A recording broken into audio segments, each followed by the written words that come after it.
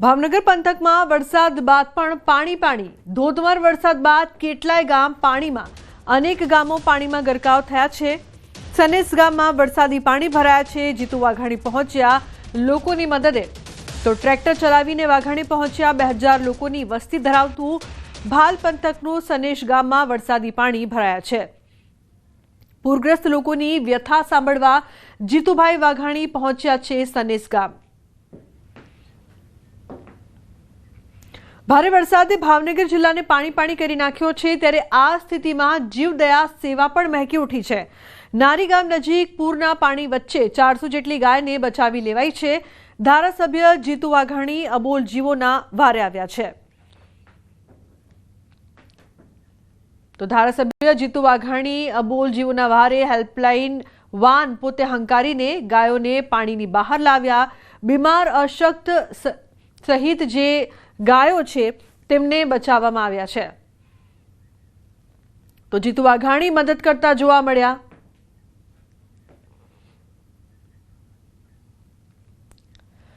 ડાંગ જિલ્લામાં વરસાદી માહોલ સતત વરસાદથી ધોધ સક્રિય થયા છે। અંબિકા નદી પરનો ગીરા ધોધ સક્રિય થયો છે। અંબિકા, પૂર્ણા અને ખાપરી નદીઓ બે કાંઠે વહી રહી છે। સાપુતારા અને તળેટી વિસ્તારોમાં વરસાદ પડતા અંબિકા નદી બે કાંઠે તો ડાંગ જિલ્લાની ઓળખ સમાન અંબિકા નદી ઉપર આવેલો ગીરાધોધ સક્રિય થયો છે।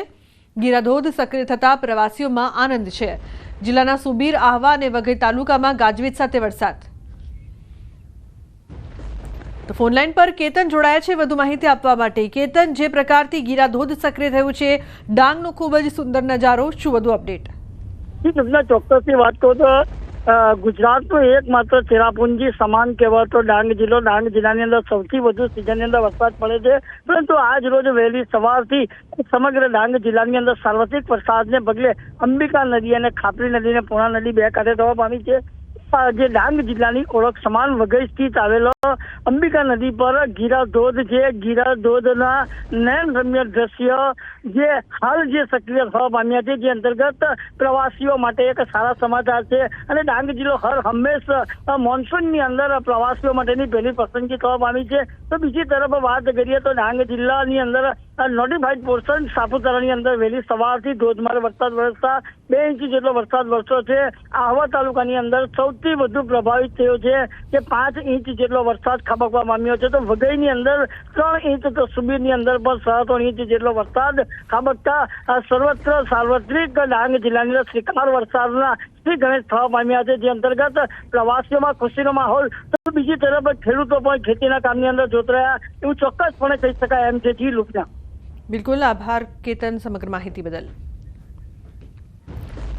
તો અરવલ્લીના મોડાસા પંથકમાં ધોધમાર વરસાદ। મોડાસાના સરડોઈમાં ધોધમાર વરસાદ। ડુંગર પરથી આવતા પાણીમાં ગામના માર્ગો ડૂબ્યા। ગામના માર્ગો નદીમાં ફેરવાયા। તો ધોધમાર વરસાદથી ઠંડક ફેલાઈ છે। હાર્દિક જોડાયા છે ફોનલાઈન પર વધુ માહિતી આપવા માટે। હાર્દિક, જે પ્રકારથી સારો એવો વરસાદ વરસી રહ્યો છે, શું અપડેટ સમગ્ર વિસ્તારની? ચોક્કસથી જે પ્રકારે અરવલ્લી જિલ્લામાં છેલ્લા 2 દિવસથી સતત વરસાદ વરસી રહ્યો છે, ત્યારે આજે દિવસ દરમિયાન વાદળછાયું વાતાવરણ હતું, પરંતુ મોડાસાના ગ્રામ્ય પંથક સરડોઈ પંથકમાં જે પ્રકારે વરસાદ વરસ્યો છે, માત્ર ને માત્ર 30 મિનિટમાં 1 ઇંચથી વધુ વરસાદના કારણે સરડોઈ આજુબાજુ જે ગિરિમાળાઓ આવેલી છે, ડુંગર આવેલા છે, ત્યાંથી ધસમસતો પાણીનો પ્રવાહ ગામમાંથી પસાર થયો છે। ગામના પાણીમાં ડૂબી ગયા હતા। ચોક્કસથી જે પ્રકારનો વરસાદ વરસ્યો છે તેના કારણે ખેડૂતોમાં ખુશી છે, કારણ કે જે પ્રકારે જે ચોમાસું ખેતીનું વાવેતર કરવામાં આવ્યું છે, મગફળી, સોયાબીનનું, તેમાં પણ હવે લાભ થશે। વાવેતર જેમનું બાકી છે તેઓ હવે શરૂ કરવાના છે। એટલે કે આ સંજોગોમાં જે પ્રકારે જિલ્લામાં વરસાદી માહોલ છે, સરેરાશ મોડાસા, બાયડ, ધનસુરા સહિતના વિસ્તારોમાં જે પ્રકારે અડધાથી 1 ઇંચ વરસાદના કારણે ખેડૂત વાવેતર વધુ કરશે, ત્યારે ચોક્કસથી હાલ જિલ્લામાં વરસાદ। જી બિલકુલ। તો બીજી તરફ તાપી જિલ્લામાં વરસાદી માહોલ। ડોલવણ, નિઝરમાં 1.8 ઇંચ વરસાદ। વાલોડ, વ્યારા સહિતના વિસ્તારોમાં વરસાદ। આ ઉપરાંત સોનગઢ તાલુકામાં પણ હળવા વરસાદી ઝાપટા જોવા મળી રહ્યા છે। રાજ્યમાં ભારે વરસાદની આગાહી 7 દિવસ ગુજરાતમાં વરસાદની આગાહી કરવામાં આવી છે। સૌરાષ્ટ્ર અને કચ્છમાં પણ ભારે વરસાદની આગાહી છે। તો આવતીકાલે પણ ગુજરાતમાં ભારે વરસાદની આગાહી કરવામાં આવી છે। 22, 23 અને 24 જૂને પણ ભારે વરસાદની આગાહી। તો ભરૂચ, છોટાઉદેપુરમાં ભારે વરસાદની આગાહી કરવામાં આવી છે। બનાસકાંઠા, અરવલ્લી, સાબરકાંઠામાં વરસાદની આગાહી, તો અમદાવાદમાં હળવાથી મધ્યમ વરસાદની આગાહી કરાઈ છે। 4 દિવસ માછીમારોને દરિયો ન ખેડવાની सूचना પણ આપવામાં આવી છે। फोरकास्ट है आज के लिए हमारा वाइड स्प्रेड रेन दोनों क्षेत्रों के लिए दिया गया है। इसमें हार्डवर्ड से मध्यम बरसात का संभावना है दोनों क्षेत्रों में। इसके साथ heavy to very heavy isolated places में भी रेनफॉल होने का चांसेस है। Thunderstorm with lightning 30 to 40 kilometre wind speed के साथ दोनों क्षेत्रों में, तो गुजरात रीजन और सौराष्ट्र पर। आपका आगे जो गुजरात रीजन में बारिश का स्थिति रहेगा, इसे हेवी रेनफॉल का वार्निंग रहेगा और उसके साथ जो आपका हड़बड़ से मध्यम बरसात का तो रहेगा ही। हड़बड़ से मध्यम बरसात का जो डिस्ट्रीब्यूशन इस प्रकार है, 19-20 तारीख को फेयरली वाइड स्प्रेड रहेगा, 21, 22, 23 वाइड स्प्रेड रहेगा और 24 जून फेयरली वाइड स्प्रेड रहेगा। हमारा सौराष्ट्र कच्छ के लिए जो फोरकास्ट है 19 तारीख आपका फेयरली वाइड स्प्रेड, 20 तारीख फेयरली वाइड स्प्रेड, 21 22 तारीख को आपका वाइड स्प्रेड रहेगी और 23 तारीख 24 तारीख को फेयरली वाइड स्प्रेड रहेगी। ये है आपका हड़बड़ से मध्यम बरसात का चेतावनी फोरकास्ट। और जो सौराष्ट्र कच्छ के लिए हेवी रेनफॉल को वार्निंग है, इसमें 19 तारीख को हेवी रेनफॉल को वार्निंग है, 20-21 को कोई वार्निंग नहीं है, 22, 23, 24 को हेवी रेनफॉल का फिर से वार्निंग है। इसमें जो थंडरस्टॉर्म का वार्निंग आज और कल पूरा राज्य के लिए दिया गया है। इस गुजरात रीजन में जो डिस्ट्रिक्ट आज heavy to very heavy rainfall isolated जगह में दिया गया है, इसमें वेरी हेवी का पहले बोल देते हैं बहरोज, सूरत, तापी, नवसारी, डांग, वलसाड, दमन एंड दादरा नगर हवेली। और हेवी रेनफॉल ये ऑरेंज वार्निंग के साथ heavy to very heavy rainfall का वार्निंग है। और येलो वार्निंग जो दिया गया है, इसमें जो डिस्ट्रिक्ट आ रहे हैं मेनली जो पूर्वीय जिला है, उत्तर पूर्वीय जिला है, इसमें आएगी आपका हेवी रेनफॉल को वार्निंग। बनासकांठा, साबरकांठा, अरावली, महिसागर, दाहोद, पंचमहल, बड़ोदरा, छोटाउदेपुर और नर्मदा। તો હવામાન નિષ્ણાંત અંબાલાલ પટેલની મોટી આગાહી, આગામી 24 કલાક ગુજરાતના ઘણા ભાગોમાં ભારે વરસાદ થવાની શક્યતા, કેટલાક ભાગોમાં પૂર જેવી સ્થિતિ પણ થઈ શકે છે તેવું પણ તેમણે જણાવ્યું છે। દક્ષિણ ગુજરાત, મધ્ય ગુજરાતના ભાગોમાં ભારેથી અતિભારે વરસાદ થવાની શક્યતા છે। આગામી 36 કલાક જોવા જઈએ તો ગુજરાતના ઘણા ભાગોમાં ભારે વરસાદ થવાની શક્યતા છે। કેટલાક ભાગમાં તો જ્યારે પૂરની સ્થિતિ હોય તેવું જણાશે। દક્ષિણ ગુજરાતના ભાગો, નવસારી, સુરતના ભાગો, એમાં તેમજ સાતપુરાના ભાગો, મહારાષ્ટ્રના સરહદના ભાગોમાં ભારેથી અતિભારે વરસાદ થવાની શક્યતા રહેશે। આ ઉપરાંત મધ્ય ગુજરાતના ભાગોમાં, વડોદરાના ભાગો તેમજ મહીસાગરના ભાગોમાં ભારેથી અતિભારે વરસાદ થવાની શક્યતા રહેશે। પંચમહાલના ભાગોમાં ભારેથી અતિભારે વરસાદ થવાની શક્યતા રહેશે। મહેસાણાના ભાગો, આ ઉપરાંત લગભગ ખેરાલુના ભાગો, વડનગરના ભાગો, માણસાના ભાગોમાં ભારેથી અતિભારે વરસાદ થવાની શક્યતા રહેશે। તો ધોળકા, વિરમગામ, કડીના ભાગોમાં ભારેથી અતિભારે વરસાદની શક્યતા છે। બનાસકાંઠા અને અમદાવાદમાં પણ ભારે વરસાદની આગાહી છે। અમદાવાદના નીચાણવાળા વિસ્તારોમાં પાણી ભરાવાની સંભાવના છે। ભાગો, વિરમગામના ભાગોમાં, કડીના ભાગોમાં પણ ભારે વરસાદ થવાની શક્યતા રહેશે। સાબરકાંઠાના ભાગોમાં પણ ભારેથી અતિભારે વરસાદ થવાની શક્યતા રહેશે। એટલે આ વહન જમવું છે અને અમદાવાદના ભાગોમાં, નીચાણવાળા ભાગોમાં પાણી જળમગ્ન થાય તો પાણીની નિકાલની વ્યવસ્થા કરવી યોગ્ય રહે। અને તે પછી તારીખ 26-30માં પણ એક મોટું વહન આવી રહ્યું છે। એટલે આ ચોમાસું ભારે પાણીનો વહન લઈને આવતું હોય તેવો જૂન માસ જણાઈ આવે છે। જી, કચ્છના સુરજબારી પુલ પાસે ભંગાણ, નર્મદા લાઇનમાં ભંગાણ સર્જાયું। ગઈકાલ બપોરથી ભંગાણ સર્જાતા લાખો લીટર પાણી વેડફાયું છે। નર્મદાની મેઇન લાઇન ભંગાણ સર્જાતા પાણીની તંગી સર્જાવાની ભીતિ। જો કચ્છવાસીઓ કરકસરથી પાણીનો ઉપયોગ નહીં કરે તો પીવાના પાણીની સમસ્યા સર્જાઈ શકે છે। બીજા દિવસે કેનાલ સમારકામ માટેની કામગીરી હાથ ધરાઈ। સુરેન્દ્રનગર લીંબડીના રામરાજપર ગામની સીમમાં પાણી ફરી વળતા ખેતીમાં વ્યાપક નુકસાન થયું છે। ભોગાવો નદીમાં પૂર આવતા રામરાજપર, જાંબુ, પરનાળા સહિતના નદીકાંઠાના ગામોમાં હાલાકી। લીંબડી પંથક તેમજ ઉપરવાસમાં ભારે વરસાદ અને ભોગાવો નદીમાં પૂરના કારણે ખેતરો બેટમાં ફેરવાયા છે। તો નદી કાંઠાના ગામોની સીમમાં આવેલ ખેતરોમાં અંદાજે 5 ફૂટથી વધુ પાણી ભરાયા।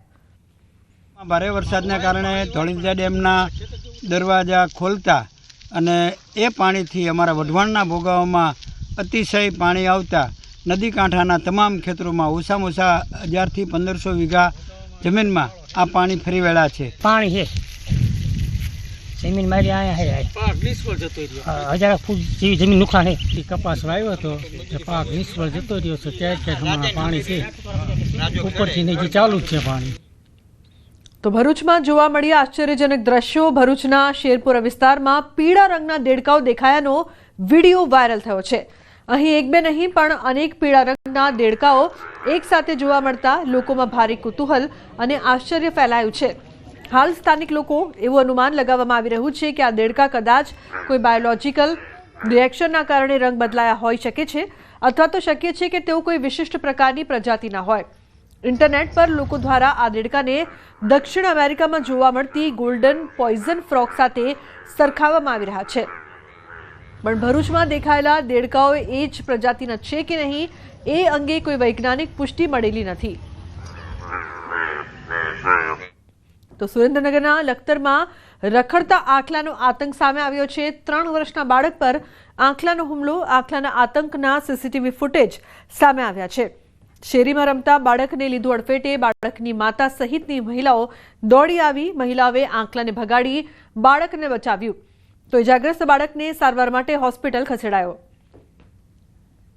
જૂનાગઢ રહેણાંક મકાનમાં મગર ઘૂસ્યો। મધુરમના મંગલધામ 3 સોસાયટીની ઘટના। મગર ઘરમાં ઘૂસી જતા વન વિભાગને જાણ કરવામાં આવી છે। વન વિભાગનો સ્ટાફ દોડી આવ્યો છે ઘટના સ્થળે। તાત્કાલિક ધોરણે મગરનું રેસ્ક્યુ કરાયું છે। ઘરમાં મગર આવી ચડતા લોકોમાં અફરાતફરી। તો રહેણાંક વિસ્તારમાં મગર આવી ચડતા સ્થાનિકોમાં ભય। વન વિભાગે મગરનું રેસ્ક્યુ કરતા લોકોએ રાહતનો શ્વાસ લીધો છે। ભરૂચના મોહમ્મદપુરા રોડ પર આવેલી એપીએમસી શાકભાજી માર્કેટમાં ઠેર ઠેર ગંદકીના દ્રશ્યો જોવા મળી રહ્યા છે, જેથી ચોમાસાની ઋતુમાં રોગચાળો ફાટી નીકળવાની દહેશત ફેલાઈ છે। આ માર્કેટમાં અંદાજે 400થી વધુ વેપારીઓ વેપાર કરે છે। માર્કેટની પાછળ ખુલ્લી જગ્યા પર કચરો એકઠો થતો હોવાના કારણે ભારે વરસાદમાં દુર્ગંધ અને પ્રદૂષણ વધી રહ્યું છે। વેપારીઓ કરોડો રૂપિયાનો શેષ આપવા છતાં પણ અહીંયા કોઈ પણ જાતની સુવિધા નથી, રસ્તાના ઠેકાણા નથી, પાણી એટલું બધું દુર્ગંધ મારે છે કે અહીં ઉપર પરિસ્થિતિ નથી। ખરેખર આ ધન કચરો 500થી 400 દુકાનો છે તેનો ધન કચરો અહીંયા ઠાલવવામાં આવે છે। આ કચરો ખરેખર ડમ્પિંગ સાઇટમાં નાખવાની જરૂર છે પણ એ કરતા નથી। અમદાવાદ પ્લેન ક્રેશની દુર્ઘટનામાં જીવ ગુમાવનાર નડિયાદના પવાર દંપતીની અંતિમ યાત્રા નીકળી। અંતિમ યાત્રામાં ભારે આક્રંદ છવાયો હતો। મહત્વનું છે કે સરસ્વતી નગરમાં રહેતા મહાદેવભાઈ પવાર અને તેમના પત્ની આશાબેન આ ફ્લાઇટમાં લંડન જવા નીકળ્યા હતા અને પ્લેન ક્રેશ દુર્ઘટનામાં મોતને ભેટ્યા હતા। પરિવારજનોના ડીએનએ ટેસ્ટ બાદ આ દંપતીના મૃતદેહ તેમના પરિવારજનોને સોંપવામાં આવ્યા હતા। પ્લેન ક્રેશ દુર્ઘટનામાં ખેડા જિલ્લાના 17 જેટલા પ્રવાસીઓએ જીવ ગુમાવ્યો હતો। હવે એક બાદ એક મૃતદેહોને તેમના પરિવારજનોને સોંપવામાં આવી રહ્યા છે।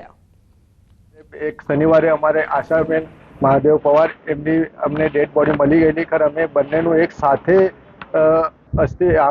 અંતિમ સંસ્કાર કરવાનું એના માટે અમે રાહ જોઈ 2 દિવસ અને સરકારનો સારો એવો સપોર્ટના લીધે અમને મહાદેવ તુકારામ પવારની પણ આજે ગઈકાલે જ અમને કીધું કે તમે આઈને લઈ જાઓ, તો આજે અમે સવારે ગયેલા। મારા મમ્મી પપ્પાના અંતિમ ક્રિયા હતી અને સરકારે સારો સહકાર આપ્યો છે। કડી વિધાનસભા પેટા ચૂંટણીનું આવતીકાલે મતદાન સવારે 7 વાગ્યાથી સાંજે 6 વાગ્યા સુધી મતદાન થશે। પ્રશાસને તૈયારીઓ પૂર્ણ કરી છે। પોલીસ બંદોબસ્ત વચ્ચે ઈવીએમ ડિસ્પેચ કરાયા છે। કડીની મણિબા આર્ટ્સ કોલેજ ખાતેથી ઈવીએમ ડિસ્પેચ કરાયા છે। તો કડી બેઠક પર 294 મતદાન મથકો પર મતદાન થશે। કડી વિધાનસભા ચૂંટણીમાં 106 બૂથ સંવેદનશીલ છે। 1900 જેટલા ચૂંટણી કર્મચારીઓ ફરજ બજાવશે। કુલ 2,89,927 મતદારો મતદાન કરશે।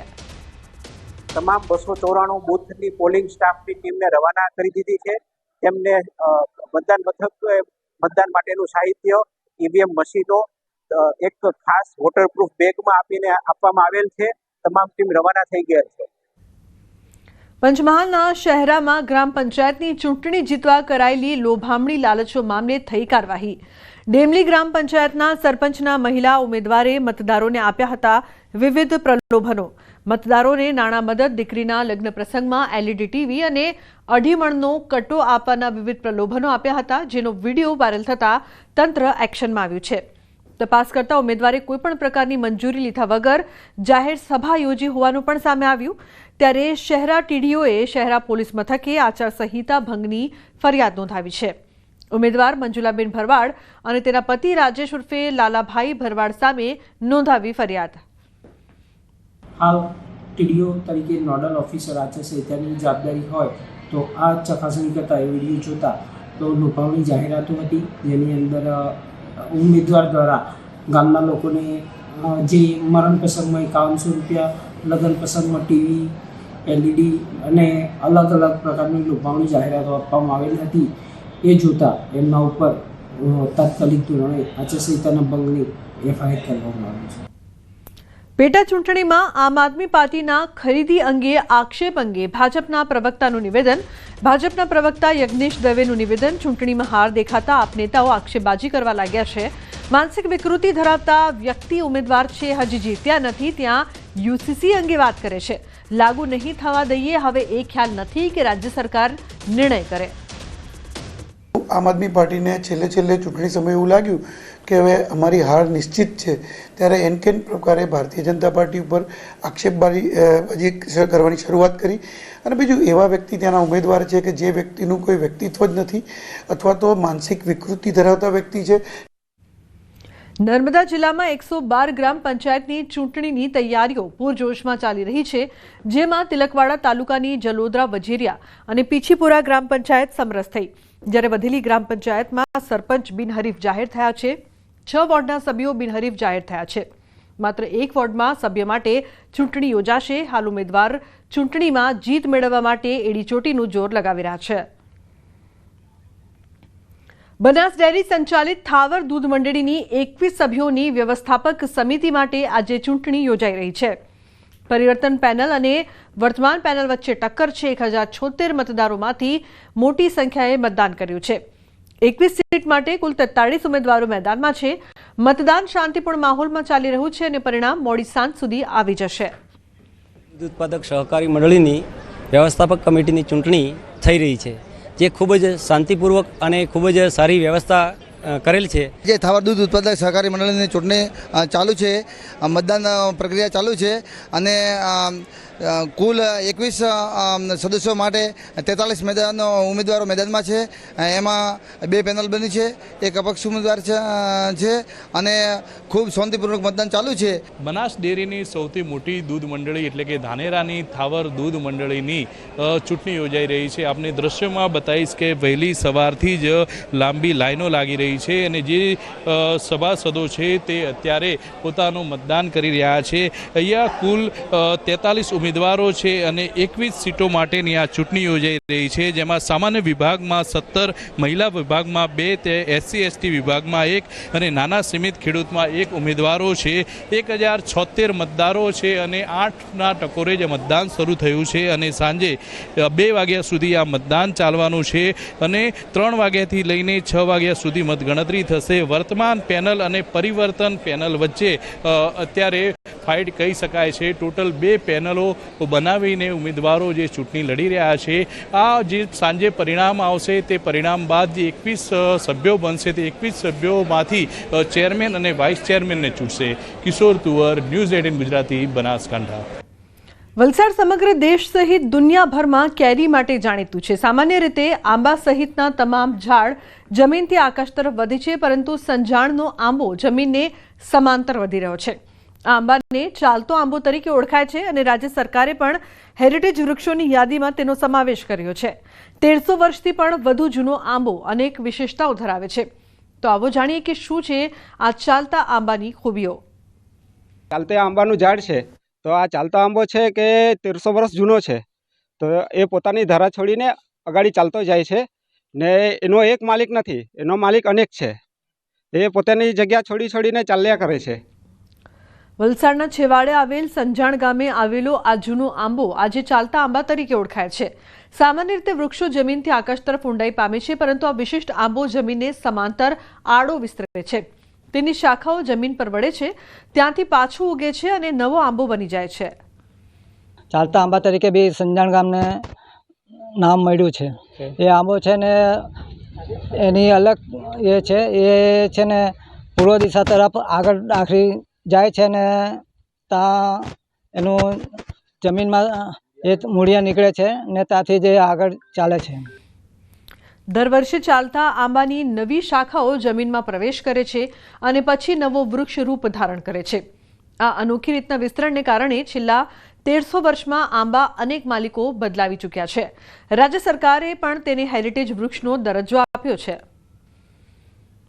ચાલતો આંબો તરીકેનું એક પ્રખ્યાત છે. ચાલતા આંબાની વિશેષતા એવી છે કે ઘણા આંબાઓની ડાળીઓ ઉપર જાય છે, તો પણ આ આંબાની ડાળીઓ સાઈડે પકડાઈને જાય છે ને એ આ ડાળીઓ આગળ જાય છે જમીનના સમાંતર, ને ત્યાં જઈને એ જમીનમાં ટચ થઈ જાય ને ત્યાં એક નવું ઝાડનું એક મૂળ અંદર પેદા થાય છે ને એ મૂળિયામાંથી એમને મોટું એક થડ પેદા થાય છે ને બાકીનું જે પાછળ હશે એ સુકાતું જાય છે ને એમાં જે લાગતી કેરીઓ છે એ સિંદૂરી કલરની કેરીઓ છે. ભગવાન જગન્નાથ, બહેન સુભદ્રા અને ભાઈ બલરામનો મોસાળમાં આજે 8મો દિવસ છે. ત્યારે સરસપુર વાસીઓએ ભાણેજને ભજન દ્વારા અરજી કરી. તાજેતરમાં બનેલી પ્લેન ક્રેશની ઘટનાને લઈને લોકોમાં દુઃખની લાગણી જોવા મળી, તેમજ ભજન મંડળી દ્વારા તમામ મૃતકોને શ્રદ્ધાંજલિ અર્પણ કરવામાં આવી. જળયાત્રા બાદ પરંપરાગત રીતે ભાઈ બહેન સાથે ભગવાન છે જગન્નાથ ભગવાન તેઓ મોસાળમાં આવે છે. આ વર્ષે પણ આવ્યા, પરંતુ આ વર્ષે સરસપુર વિસ્તારમાં દુઃખ છે, કારણ કે મૃતકોને શ્રદ્ધાંજલિ સાથે ખાસ કરીને જે ઘટના બની તેને લઈને તમામમાં દુઃખ જોવા મળી રહ્યું છે. ઘણા વર્ષોથી જ આ મંદિરની અંદર ભજન ચાલી રહ્યા છે, પણ આ દુર્ઘટનાની અંદર આજે અમને અત્યારે ભજન તો અમે કરીએ છીએ, આનંદ છે, ઉમંગ છે, અમને ઘણો બધું ઉમળકો છે, પણ જે આ દુર્ઘટના બની આ પ્લેનની એની અંતરની વેદના અમે સહન કરી શકતા નથી.